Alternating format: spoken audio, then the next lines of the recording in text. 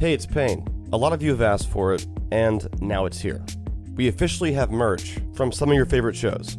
We just introduced our exclusive line of t-shirts featuring designs inspired by our top podcasts like Radio Rental, High Strange, Up and Vanished, and more.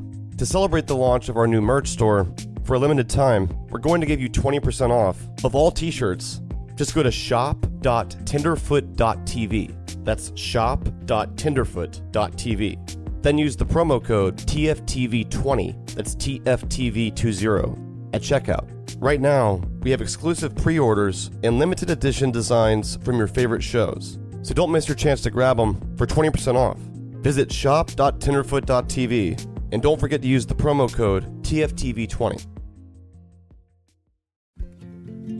In Mississippi, Yazoo Clay keeps secrets. 7,000 bodies out there or more. A forgotten asylum cemetery. It was my family's mystery. Shame, guilt, propriety. Something keeps it all buried deep. Until it's not. I'm Larison Campbell, and this is Under Yazoo Clay. Listen on the iHeartRadio app, Apple Podcasts, or wherever you get your podcasts. Something unexpected happened after Jeremy Scott confessed to killing Michelle Schofield in Bone Valley Season 1. Every time I hear about my dad, it's, oh, he's a killer. He's just straight evil. I was becoming the bridge between Jeremy Scott and the son he'd never known. At the end of the day, I'm literally a son of a killer. Listen to new episodes of Bone Valley Season 2 on the iHeartRadio app, Apple Podcasts, or wherever you get your podcasts. Have you ever wondered if your pet is lying to you? Why is my cat not here? And I go in and she's eating my lunch. Or if hypnotism is real? You will use the suggestion in order to enhance your cognitive control. Or what's inside a black hole? Black holes could be a consequence of the way that we understand the universe. Well, we have answers for you in the new iHeart original podcast, Science Stuff. Join me, Jorge Cham, as we answer questions about animals, space, our brains, and our bodies. So give yourself permission to be a science geek and listen to Science Stuff on the iHeartRadio app, Apple Podcasts, or wherever you get your podcasts. What's up, y'all? I'm AJ Andrews, pro softball player, sports analyst, and the first woman to win a Rawlings Gold Glove. On my new podcast, Dropping Diamonds, we dive headfirst into the world of softball by sharing powerful stories, insights, and conversations that inspire and empower. It's time to drop bombs and diamonds. Dropping Diamonds with AJ Andrews is an iHeart Women's Sports production in partnership with Athletes Unlimited Softball League and Deep Blue Sports and Entertainment. Listen to Dropping Diamonds with AJ Andrews on the iHeart Radio app, Apple Podcasts, or wherever you get your podcasts. Brought to you by Novartis, founding partner of iHeart Women's Sports Network. This call is subject to monitoring, recording, and identification of the location of the person being called.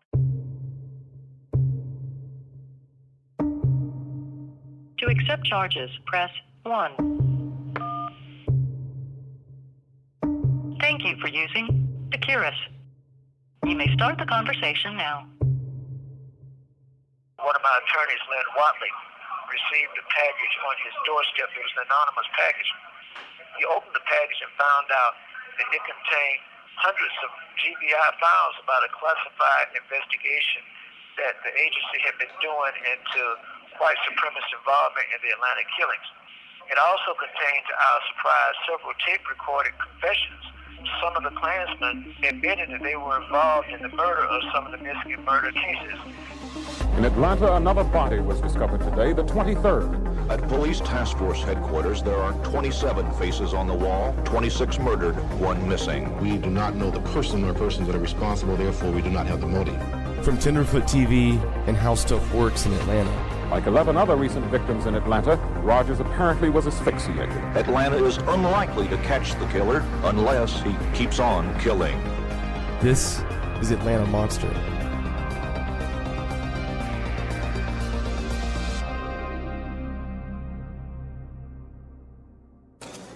This was the first time Wayne Williams has been photographed since his trial almost 2 years ago. Jail officials say he has gained 40 pounds since he's been behind bars, but he didn't look heavier, just a little older. Sheriff Leroy Stinchcomb allowed him to hold this unusual news conference today because he says he thinks Williams deserves a chance to speak his piece before he is moved from the county jail into the state prison system. And predictably, Williams began by denying he's a child killer. I have been wrongly accused and connected with a series of heinous crimes, and all I ask is a chance to see justice. Police officials have insisted that since Williams' arrest, the murders of young Atlanta blacks have stopped. But Williams says he has evidence that at least 40 murders fitting the pattern of the child murders have been committed since he's been in jail. Wayne tried to get his case reopened. If you look at it, if you go back in history, of course, a lot of this is archived. This is long before the internet, back in 1981 and 82. But if you pull old records, I mean, there were people dying well after Wayne got convicted. For Wayne's attorneys, that's a good argument. Since my arrest, summer 1981, the decomposed body of a young teenage black female found strangled on I-20. Summer of 1981, 15-year-old black male found shot on Westlake Avenue in front of home. No further information. Summer of 1981, the 21-year-old uncle of murder victim Curtis Walker was found dead. No further information. As you can see, there are definitely homicides that need to be investigated, and all we're saying is that we want the chance to get in court and deal with this information.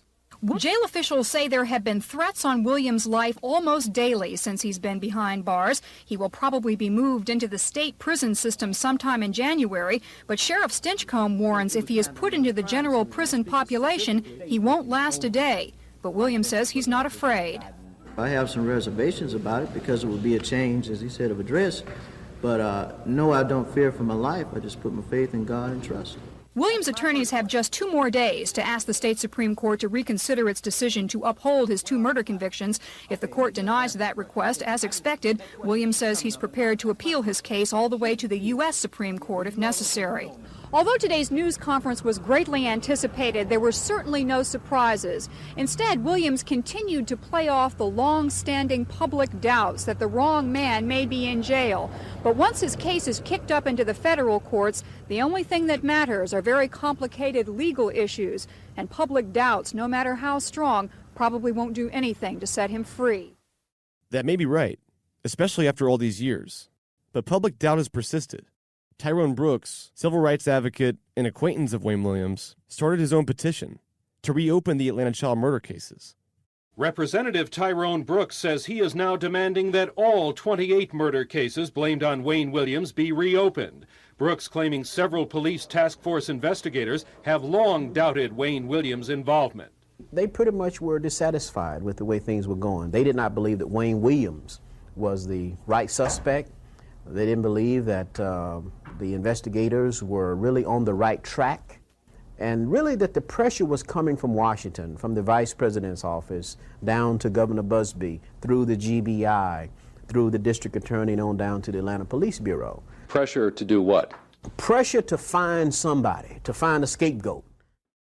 I mean, you had George Bush coming in and saying, we need these murders solved. The first black mayor of Atlanta, he was under a lot of pressure to get these solved. There were black kids dying in the city of Atlanta. That's not a good look for the first black mayor.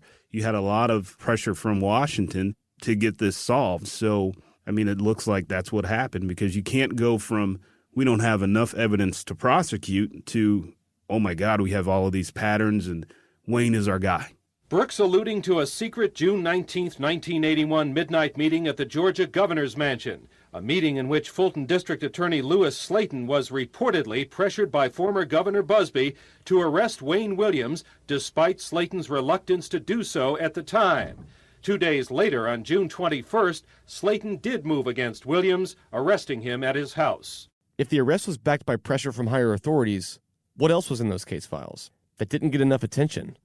One box, more than 6,200 documents, 20 homicide files containing information never before revealed publicly on one of the most explosive criminal cases in the nation's history. The files don't paint a pretty picture. Instead, they sometimes paint the troubled cityscape where some of the victims came from. One file explores possible ties between a group of homosexuals and 3 victims. The files reveal that at some points during the investigation, suspects in at least 2 of the killings had included close relatives. There are mentions of drugs. Persons with criminal records surface often. One victim's mother allegedly admitted to investigators she was a prostitute. But most of that had little to do with the end of the investigation. That came with the conviction of Wayne Williams in 2 of the cases. Oh my God, it was everything but Wayne Williams. I mean, there was so many other suspects, and Wayne was not one of them at all. The newest defense rests and revolves around the murder case of Lubie Jeter and the supposed involvement of some unnamed members of the Ku Klux Klan. The new appeal, resting as it does on the Lubie Jeter case and the Klan involvement, may be too fragile. Well, there was always speculation even before Wayne got arrested about some Klan involvement. I do believe that there's an element of the Ku Klux Klan embedded in the law enforcement community and still is today. I do believe that wiping out young black men was a part of the overall agenda to weaken the black community. The KKK. When you were a kid, that's what we talked about. I mean, because it was strange for me. I mean, when we were in middle school, you know, they still burned the cross on Stone Mountain.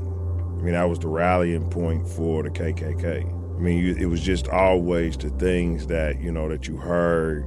So there were a lot of theories, right, that people developed that because they were all black, because they were mostly male, this was a KKK conspiracy. Some people in the black community thought it was the Ku Klux Klan that was grabbing these black boys. That whole theory around it being the Klan came up because people in the black community did not believe a black person would do that to another black person, particularly a black child. How do you feel about the people who think that the Klan is involved in the Atlanta child murders? That was a joke. That was an absolute joke. The Klan, number one, is not smart enough to commit 25 perfect crimes. Number two, if they did do it, they would have taken an ad out in the newspaper. They were toothless. But again, the Bureau insisted on keeping watch on them, so we just had informants monitor their meetings, make sure nobody was going to do anything crazy. The Klan's just not smart enough. They're a bunch of rednecks who hate blacks, and they weren't bright enough to commit this crime. And if they did, they would have taken out an ad in the paper. Plus, how do you go into a black neighborhood dressed in a hood? The Klan wanted to take credit for it. I mean, they're racist. It would have been a feather in their hat if, as a group, they could have said, yeah, we killed 28 kids and got by with it. But they couldn't find anybody that would say, yes, I did it, and they didn't know enough of the facts to convince anybody that they did it. There was a guy named Charles Sanders who was known to be a Klan member. I think his brother or uncle was pretty high up in the Klan at that time. And there was speculation, there was talks that he was the one that actually killed Lubie Jeter.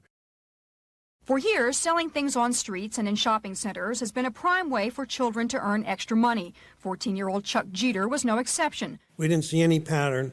We didn't see anything. And then January 3rd, after we came back, Lubie Jeter happened. On January 3rd, he went to the Stewart Lakewood Mall in southeast Atlanta to sell cans of Zep Gel, a car deodorizer. Lubie Jeter was 15 years old. He was selling Zep products at a outdoor mall down in southwest Atlanta. One Saturday afternoon, he disappeared. So they organized a search on the 9th of January. And I remember it was a cold, rainy Friday. And they told us, APD told us, it gave us various areas in the city, areas they thought that a body might be dumped. Investigators were literally beating the bushes looking for any trace of 14-year-old Chuck Jeter. Trained dogs sniffed the area around the mall today but turned up nothing. This weekend, volunteer searchers will be on the lookout for Jeter, but police say so far they're stumped. The roll call was impressive. Officers from the SWAT team, the task force, the motorcycle squad were here. So were recruits who have yet seen much action. Even agents from both the federal and Georgia bureaus of investigation were helping out. This was the first ever massive search conducted by the Atlanta Police Bureau. The more than 200 officers would look for anything that could help find 14-year-old Lubie Jeter. My partner and I were walking up and down the sides of that road trying to see if we could find any evidence with no hope of finding anything. And I looked down in the creek and I said, there's a pair of jeans. The creek was overflowing its banks. He held my arms while I leaned over into that creek. Found those jeans and Lubie's school schedule was in the back pocket of the pants. We took the pants and the belt, and one of the females in the family, I remember she identified the belt as being his, because he was in such a state of deterioration that identifying him was kind of hard. I remember driving out there. The agent that had his case assigned was Frank Pickens. Heck of a guy. He's still around. Hell of a man. And he came out of that woods with tears in his eyes. He was crying. Luby Jeter just broke my heart. Outstanding kid. I mean, just a phenomenal kid. Vandiver Road was still blocked off this morning. Only a few people could venture near the site where Jeter's body was found. Dozens of Atlanta police and FBI agents gathered at the site. The discovery of Jeter's body here now lends weight to the theory that one person could be responsible for several of the murders. The way Jeter died by strangulation fits into a pattern. 3 of Atlanta's other murdered children died the same way. 2 others died by suffocation. His discovery yesterday fits into another pattern, location. Within the last year and a half, 6 children, black males between the ages of 7 and 15, have all been found within a 5-mile radius. Either the pattern doesn't exist, there is no pattern, or we got a much bigger problem. There was an independent witness that said, this guy, Charles Sanders, said he killed Luby Jeter. What is your evidence to say Wayne killed Luby Jeter? They have none. Wayne Williams is being represented in this hearing for a new trial by his former attorney, Lynn Watley, and 2 of this country's most prominent attorneys, Bobby Lee Cook of Summerville, Georgia, and William Kunstler of New York. We were in habeas corpus court in Butts County. The defense is trying to show that the police were investigating that the Ku Klux Klan may have been responsible for some of the child murders, but that file was never turned over to help with Williams's defense. Apparently what we found out after we got into habeas corpus court and the source within the GBI was that they had a confidential informant. I believe his name was Whitaker. The first witness today, Billy Joe Whitaker, says he worked as a police informant during the missing and murdered investigation. Whitaker says he told police detectives that a Klansman from Mountain View, Charles Sanders, told Whitaker he killed one of the child victims, Luby Jeter. And we were able to contact Whitaker, and he did appear in court and testified under oath for us, stating that one of the families, I believe they were Mountain View called the Sanders families, was indeed responsible for that. Well, I told him that I believe Charles Sanders, the Ku Klux Klan, killed this one kid named Jeter. Bobby Lee Cook and William Kunstler say they have a letter from Atlanta Police Major Herman Greiner that called Sanders, the Klansman, the prime suspect in the murders 4 months before Wayne Williams was arrested and charged with 2 of the murders. In 1991, Wayne's attorneys called for a court hearing, where police informant Billy Joe Whitaker testified for Wayne Williams. This man, Billy Joe Whitaker, was in jail during the early 80s, but when he heard that Luby Jeter had become one of the victims, he contacted the Georgia Bureau of Investigation. Whitaker stated that a man named Charles Sanders made threats against Luby Jeter's life. Whitaker claimed he wore recording equipment, went to Sanders' home, and got him to admit to the child's murder. If that was true, then Wayne Williams was not responsible for Luby Jeter's death. It definitely makes you question, okay, first, not enough evidence to convict Wayne. Now there's these tapes from this Klans member, which is mind-boggling. And I've actually heard the wiretap recordings and all, and they talk about openly and brazenly about, say, yes, I killed a little black bee, yes, I'm going to blank, blank, blank with him and all. We went to court trying to get this in, but however, the court in Butts County blocked us from using it, and they put the tape recordings under seal in our Judge Craig's court. And we attempted to bring this up in federal habeas corpus court, and that was where the issue started, the appeal. So we've been trying for decades to get this information out because the GBI did not want it out because they issued in one of the documents a statement saying that they were afraid that public releasing this information would start a race war in Atlanta. Assistant Fulton County District Attorney Joe Drolet prosecuted Wayne Williams. He says he was never told about the Klan file. Do you think you should have known about it? Not particularly. It wasn't relevant at the time. The GBI had it. The police department had it. 2 prosecutors had it. 2 judges had it. If Lewis Slayton didn't have it, it means he didn't want it. After Whitaker testified, Williams was still not granted a retrial. The strangest part is that now, the tapes are nowhere to be found. So this was information that the GBI had, but like I said, they kept it suppressed because they were too busy worrying about a racial war instead of trying to solve the killings in Atlanta. You didn't want a race war in 1981 or 82. You just didn't. I mean, we weren't that far removed from the civil rights. You had your first black mayor. You had all of these elected officials because of the mayor that were black. So it wouldn't have looked good for the city at all. I liken it to Rodney King when those officers got off. Look what happened in that city. And then I liken it to O.J. Simpson. Now, say what you want. I believe the evidence shows that O.J. killed Ron and Nicole. But there was talks in the city, well, if he's convicted, there's going to be riots. It's going to be a whole racial thing. If you look at that case, that was right down the middle, black and white. You know, had O.J. been convicted, we would have saw another 1992 Rodney King. I think that would have happened here in Atlanta back in 1981, 82, if it would have been a Klansman. There's no doubt in my mind. We aren't saying, that the white suspects in the Klan was responsible for all of them, but we know that they were responsible for this particular group of killings here. We had a confidential informant that was brought to our attention. We had a GBI source, I can't reveal his name, an agent that left a box on Lynn's doorstep, literally. It had several real tape recorders and wiretaps as well as documents on their file. During the wiretap, the Sanders admitted to killing Ruby Jeter and being involved in several of the other cases. We got that on wiretap. When you have a name like Charles Sanders and you have a witness who knew Charles saying that, yes, Charles is the one that said he killed Ruby Jeter, way back when there were secret recordings. There was some incident supposedly around the Starwood Theater where Ruby Jeter hit his car with like a shopping cart or a go-kart. Apparently there was a go-kart incident in which he collided with Sanders' car, according to the information we had, and that Sanders made a threat against him that he would kill him. And he reiterates the threat in the wiretap that we heard. I'm paraphrasing now to the best of my memory.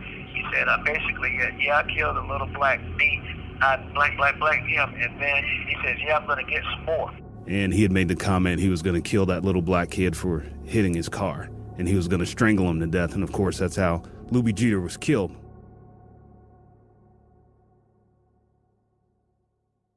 There's a type of soil in Mississippi called Yazoo clay. It's thick, burnt orange, and it's got a reputation. It's terrible dirt. Yazoo clay eats everything, so things that get buried there tend to stay buried.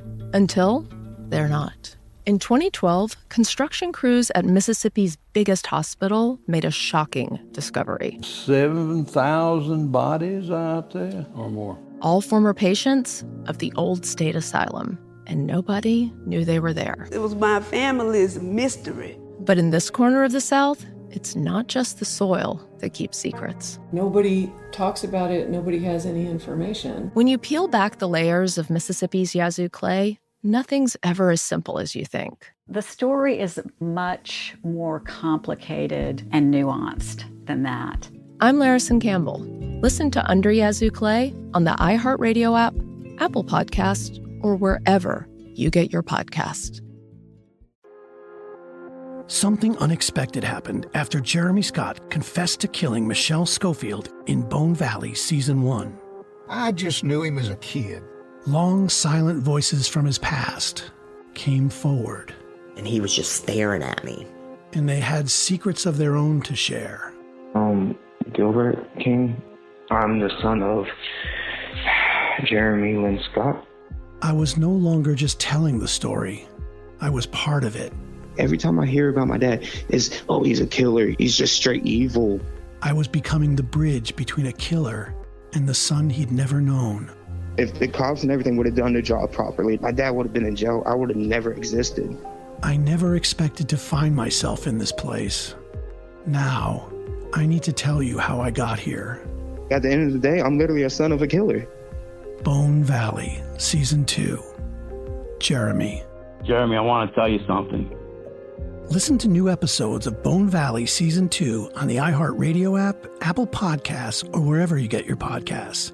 And to hear the entire new season ad-free with exclusive content, subscribe to Lava for Good Plus on Apple Podcasts. The #1 hit true crime podcast, The Girlfriends, is back with something new, The Girlfriends Spotlight. Our first 2 series introduce you to an incredible gang of women who teamed up to fight injustice, showing just how powerful sisterly solidarity can be.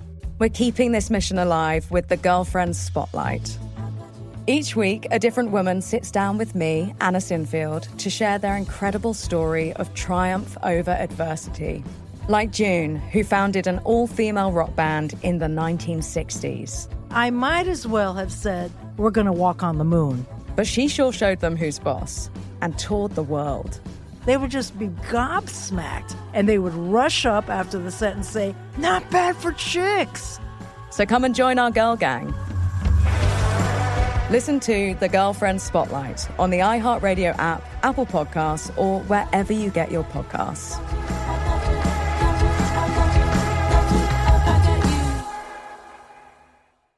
Hey, I'm Jay Shetty, and if you've ever felt the weight of letting go, of people, past versions of yourself, or the expectations placed on you, this episode is for you.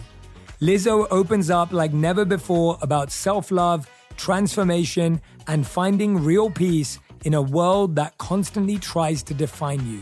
It's not me anymore. Whoever Lizzo is to the world is not really even me, and that disconnect is depressing.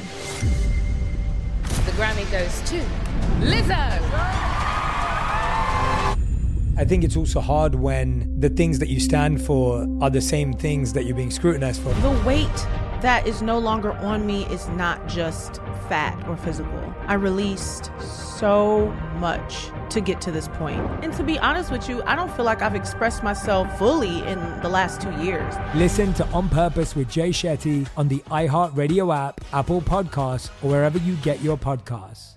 Have you ever wondered if your pet is lying to you? Why is my cat not here? And I go in and she's eating my lunch. Or if hypnotism is real? You will use the suggestion in order to enhance your cognitive control. Or what's inside a black hole? Black holes could be a consequence of the way that we understand the universe. Well, we have answers for you in the new iHeart original podcast, Science Stuff. Join me, Jorge Cham, as we tackle questions you've always wanted to know the answer to about animals, space, our brains, and our bodies. Questions like, can you survive being cryogenically frozen? This is experimental. This may never work for you. What's a quantum computer? It's not just a faster computer. It performs in a fundamentally different way. Do you really have to wait 30 minutes after eating before you can go swimming? It's not really a safety issue. It's more of a comfort issue. We'll talk to experts, break it down, and give you easy-to-understand explanations to fascinating scientific questions. So give yourself permission to be a science geek and listen to Science Stuff on the iHeartRadio app, Apple Podcasts, or wherever you get your podcasts.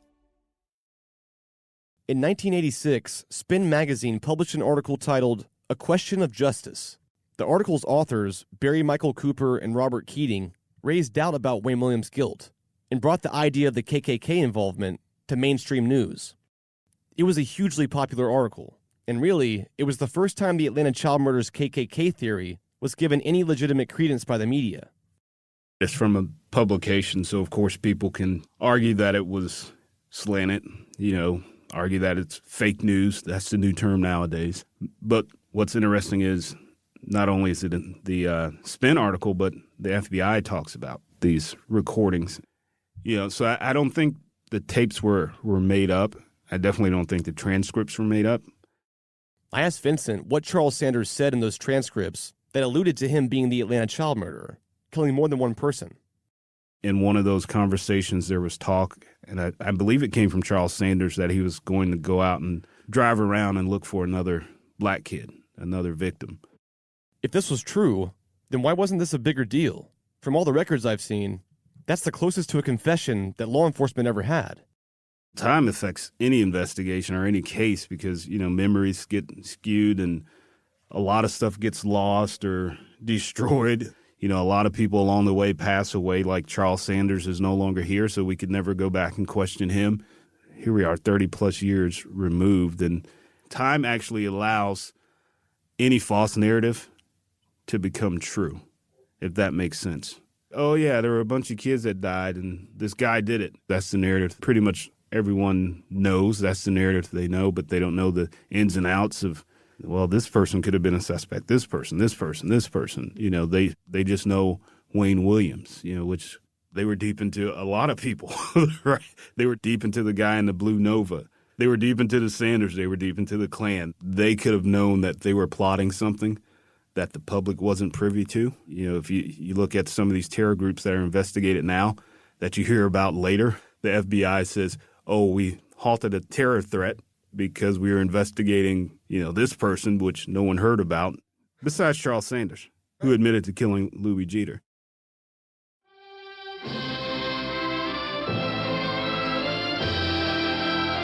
What started as a joke 100 years ago, when a group of men donned bedsheets for a romp, has over the years attracted to it persons charged with acts of harassment, intimidation, and violence throughout the South. Even though the nation has been outraged for many years, the Ku Klux Klan persists with its bizarre ritual and trappings. But 100 years is a long time for a joke. I talked to Felix Harcourt, author of the book Ku Klux Culture, for some more historical background on the KKK. The Ku Klux Klan effectively operates as a white supremacist terrorist organization, founded after the Civil War during what we commonly refer to as the Reconstruction period. It's founded in Pulaski, Tennessee, and it's not super popular to start with. It lies fairly fallow through the First World War. If you're looking at the Reconstruction Klan, they stand for white supremacy and the maintenance of white power. If you're looking at the Civil Rights era, they largely are standing for the same thing. If you're looking at the 20s, they achieve this much, much larger success in the 20s because they effectively diversify their hatreds. They say, hey, if you hate African Americans, we are there for you. But also, if you hate Catholics, we are there for you. If you hate Jewish immigrants, we are there for you. If you hate immigrants of all kinds, we are there for you. If you're worried about prohibition, we're there for you. By the time you get to the Klan of the late 70s, early 80s, the Klan is all in on immigration and are staging stunts on the Mexican border. So there is this fundamental racist tenet, and then these variations over time as to what draws people to the Klan and what people see the Klan standing for. To some extent, the Klan of the 80s sets the model for what we see with white supremacists now, particularly through what David Duke does.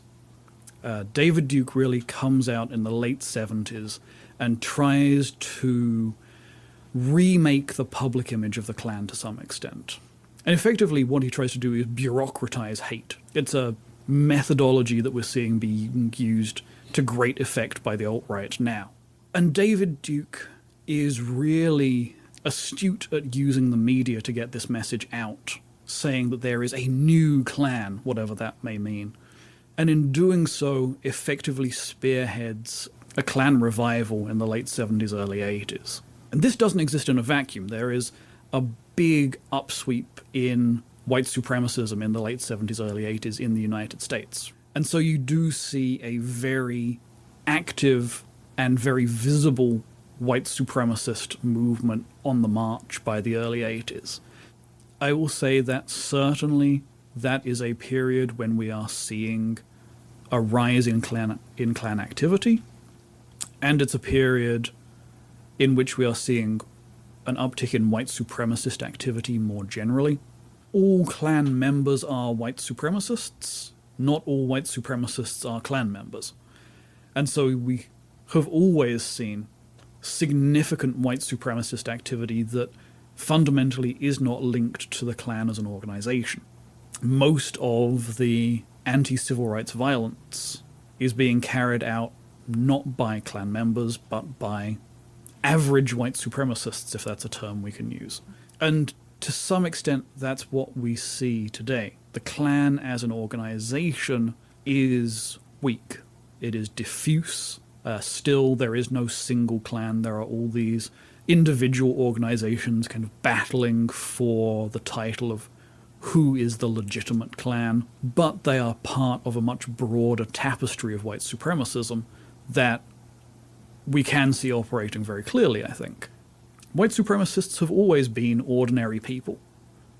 That doesn't mean that we should normalize them. It means that we should look at ourselves and say, what is it that is giving cover to these people to exist within our society, and to exist very comfortably within that society? Just because they are dapper, right, that word that kept getting tagged to Richard Spencer, doesn't mean that they are not still subscribers to a hateful ideology of racism and white supremacism.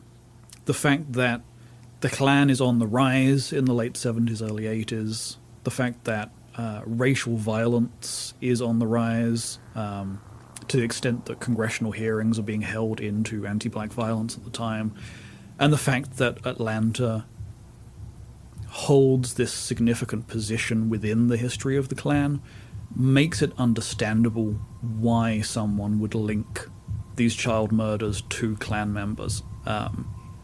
It is an entirely reasonable assumption to believe that white supremacist violence is touching your community in this way.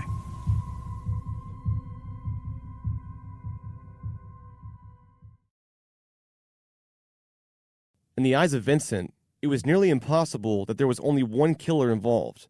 Of course, there is a pattern, but according to Vincent, it doesn't match up in each and every case. Where was this Atlanta monster that everyone was so in fear of for 2 years? There were several monsters. All of these victims, they had different suspects other than Wayne Williams. So there were several monsters, but there wasn't just one monster going around killing these kids. Is there a conspiracy going on here? You can't not question that, you know? So, is there a conspiracy at play here?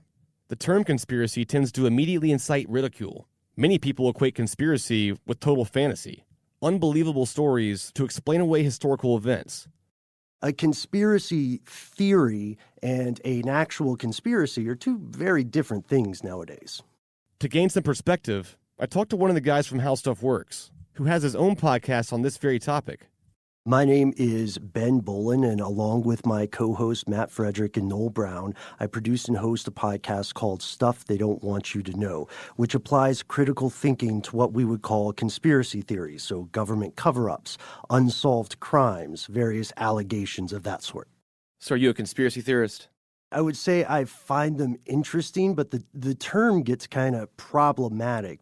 So a conspiracy at its most basic level is a situation wherein two or more people or entities work together to deceive or manipulate a third party.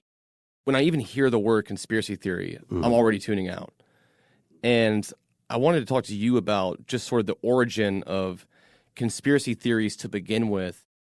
Obviously, there are some true ones, right? I mean, where did this all come from? So what tends to happen when people hear a phrase or a term, especially the phrase of the term conspiracy theory, is, as you said, you kind of shut out. And sort of the idea that, oh, okay, anything that happens after I hear this phrase is going to be utter hogwash.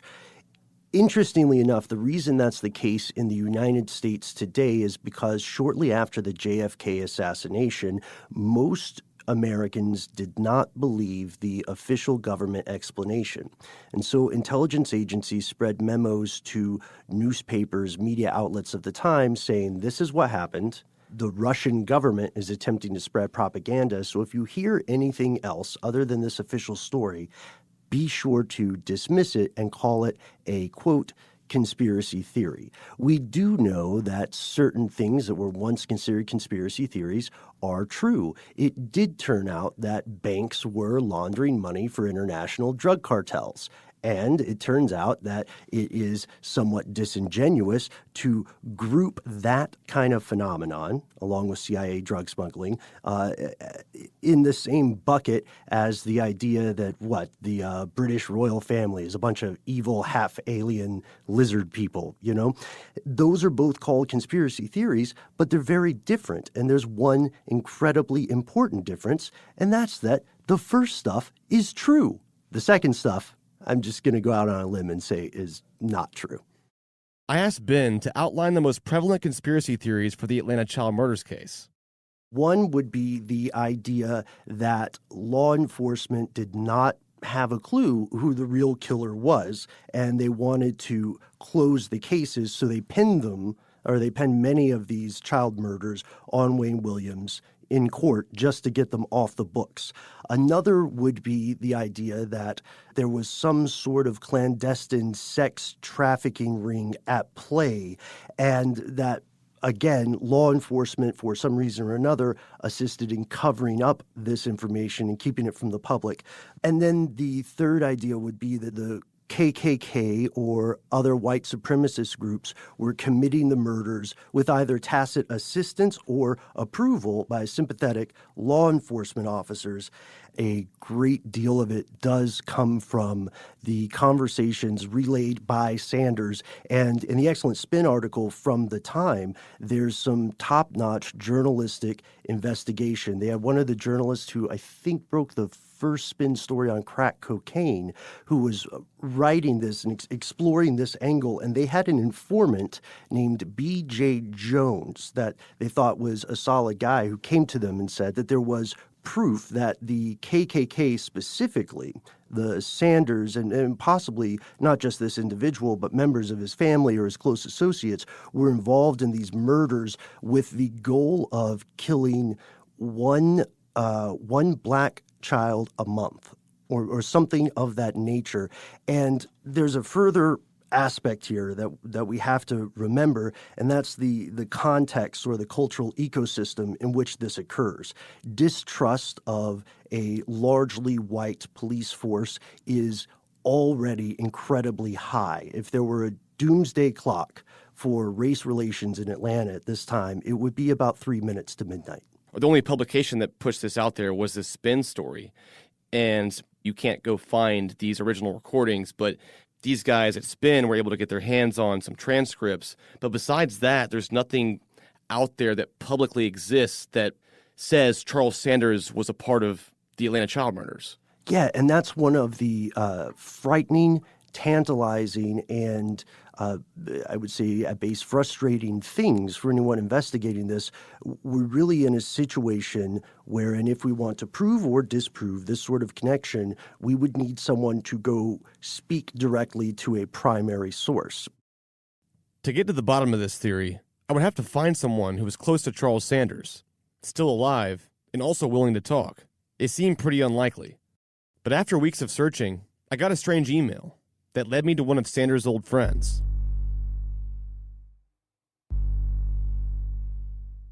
I don't want to tell anything because my wife right now is real nervous. We've been through this before. My name was put out there, and it was a scary ordeal. Family spent a few weeks in a hotel just out of being scared. And I don't know you from Adam. It's a story that I've held on to for a long time, that I've known about. I don't know how you want to go about this, Payne. You can always come here to the office that we have at Punk. I'd rather not. I first met him back in 1980. We would hang out and sit around and shoot the shit and drink beers and smoke pot and, after working hours and whatnot. Him and his brothers were in the KKK. When I met him up here in this sleepy little town I live in, he was not involved. He had gotten out. He was a nice guy, good old redneck, had a few teeth missing, had a beard and a small stature.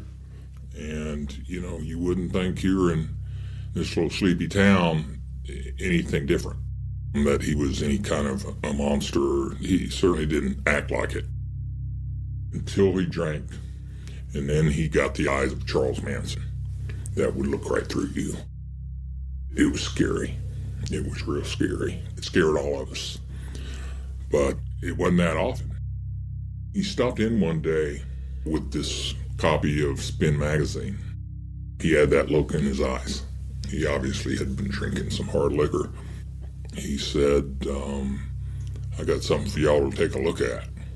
And, we didn't have a clue what he was talking about. Pulled out the magazine, and we started reading it. It was jaw-dropping. Somebody asked him if it's real, if the article was true. He told us it was. He said it was true. He told us about certain situations that where it was either the FBI or the ATF would come in and raid their house in the middle of the night and shake them down. They would come in. I remember him talking about them coming in all the time and trying to shake them down and try to find some kind of evidence. And I remember Charles saying that he was lucky because his carpet matched Wayne Williams' carpet, and as well as the white German Shepherd hairs matched. He owned a white German Shepherd. Wayne Williams also owned a white German Shepherd. It just so happens that the person, Wayne Williams, that they pinned all these murders on had so many similarities with the Sanders as far as the dog and the carpet. Here again, I haven't read the Spin magazine since the 80s, but I remember a situation Charles told us about. They were hanging outside his home, and there was a black kid on a go-kart. He accidentally ran into their car. They didn't appreciate that. They were pissed. Which kid did this? Cheater, I believe that's his name. And I remember him saying, "We got him. We took care of him." He told me they got him. They got the boy for doing that. I don't remember him ever saying the KKK was involved with this. I only remember him talking about him and his brothers being involved in this. So I don't know to what extent the brothers were involved. I do know they had a cache of weapons because they were expecting a huge revolution to come out of this. And he basically told us that he did it and everything in that Spin magazine was true. I don't know. I don't really know why he decided to come out to us and tell us that. He trusted us, I guess, but it certainly blew us away. But he really never went into any details of any of the other killings, besides the fact that there were other killings that him and his brothers did. And what kind of victims were they? They were black children. They were children. They weren't adults. They were children. I don't know what was on their mind, if they were going to commit genocide in Atlanta and try to do away with it, or if he was trying to cause a race riot of some sort. I know that's why they had that cache of weapons, was because they expected some type of a race riot. Who do you think is responsible for the Atlanta child murders? Well, I know who's responsible for some of them. And Wayne Williams may be responsible for some as well.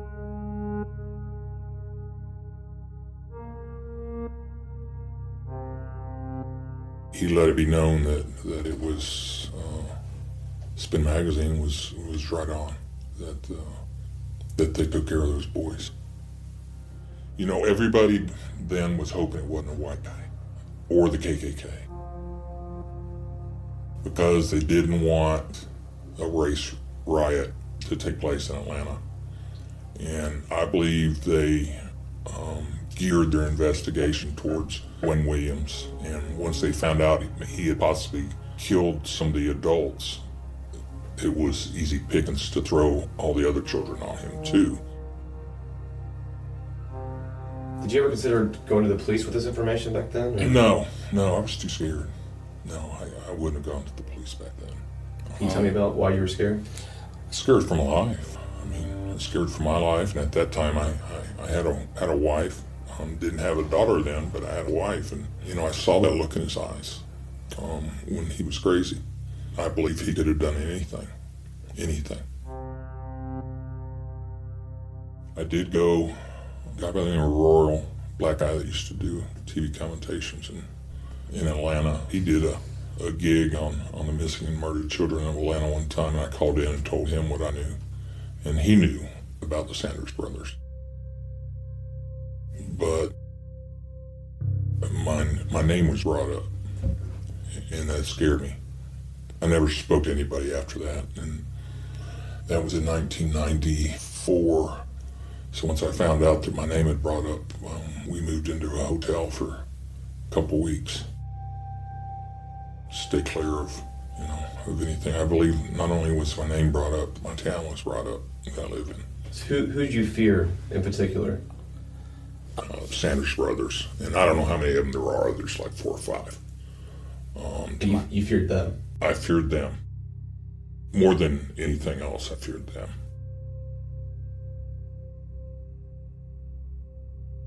For some reason, I'm thinking that these acts of murder were perpetrated by the Sanders brothers and not necessarily by the KKK. To my knowledge, there was no other members, there was no other people involved with the murders except the Sanders brothers and them alone. I never heard him talking about the KKK being necessarily involved with the murders. It was always him and his brothers.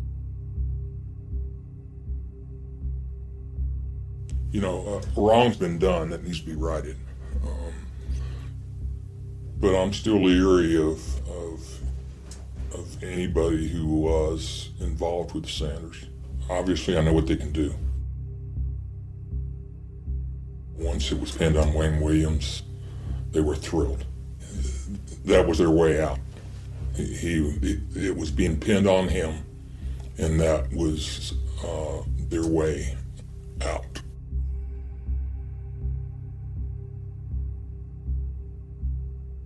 What do you think should happen now?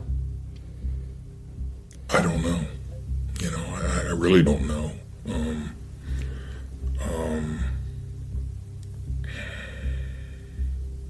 I don't know. I don't know where it should go from here. I know that there were some wrongs that should probably be righted. Charles is dead. He's gone. His family's still suffering,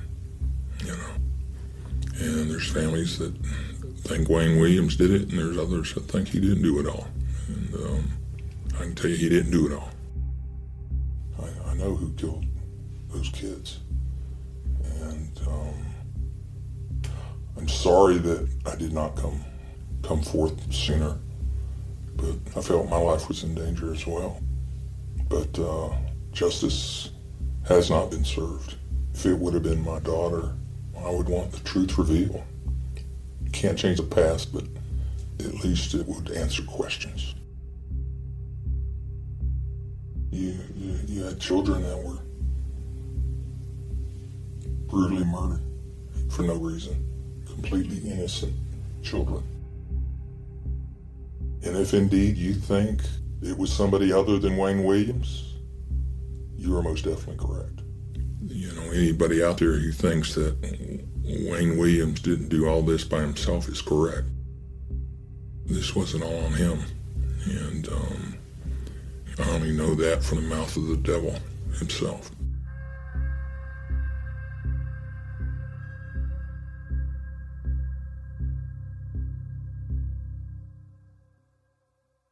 Next time on Atlanta Monster. The Clayton County woman and her husband were driving on this narrow cemetery road when they saw a green car coming straight at them at a high rate of speed. The driver was tall, and he's light-colored, a light-colored black man, and he had on a wig. I know it was a wig because he was losing it because there was a child in the front struggling. He was struggling with that child. You're sure you saw a child in the car? Yes, I saw it because it was just back and forth like that, and like that was trying to hang on to that child. It was a boy between the ages of about 10 and 12, and he had a short haircut. You think you could identify these two men? Yes, and the one with the wig had on glasses. I could identify him.